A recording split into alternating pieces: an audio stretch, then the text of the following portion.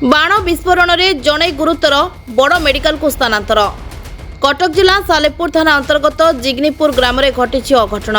सूचना अनुसार जिग्नीपुर ग्रामर परशुराम बेहेरा बेआईन बाण कारखाना कार्य करुवा ग्रामर रवीन्द्रनाथ दलाई बयस 52 बाण भिड़ुवा समय विस्फोरण में रवीन्द्र दलाई पोड़ी होई प्रथमे निश्चिंत कोइली गोष्ठी स्वास्थ्य केन्द्र और सेठारे अवस्था गुरुतर होबारु कटक बड़ मेडिकल को स्थानांतर होइछंती। घटनास्थल में ग्रामांचल एसपी और सालेपुर थाना पहुंचवा पर बेआईन बाण तैयारी 3 बस्ता सामग्री जबत कर तदंत चलाइछंती। प्राथमिक तदंत जना पड़ुछि जे बिना ता गुहाल घरे परशुराम बोली गोटे लोक करुला बोली रवीन्द्र दलई गोटे लोक को डाकी गाँव से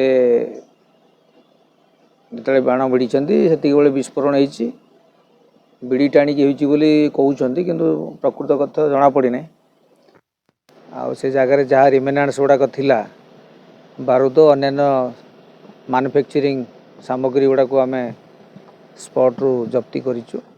ये संलग्न गोटे केस करुचु सालेपुर थाना रे एवं तदंत कला जना पड़ो जो मैंने इनवॉल्व अच्छा ये केस रे तांकर केस हम से एक्शन हम जो जो जगार बाण बिक्री होची बा तैयारी होची जोड़ाक लाइसेंस नहीं ता उपरे मते एक्शन नापे सबु थाना गुड़क निर्देश दिया। कटक जिलूर रघुनाथ पात्र रिपोर्ट प्रतीक्षा न्यूज।